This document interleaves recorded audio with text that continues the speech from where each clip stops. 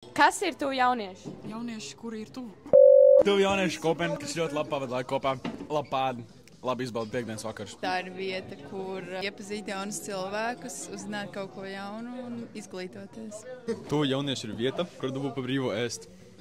Ir kolostāli cilvēki. Tā ir laba sabiedrība, kur var satikt jaunus cilvēkus, var labi paēst un, labi pavadīt laiku. Kolostāli jaunieši. Jaunieši, kas ir tuvu.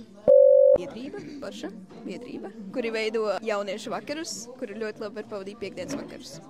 Tuvu jaunieši esam mēs nākam, mēs attiekamies pozitīva vide jauniešiem, kuriem pavadīt labu laiku ar citiem.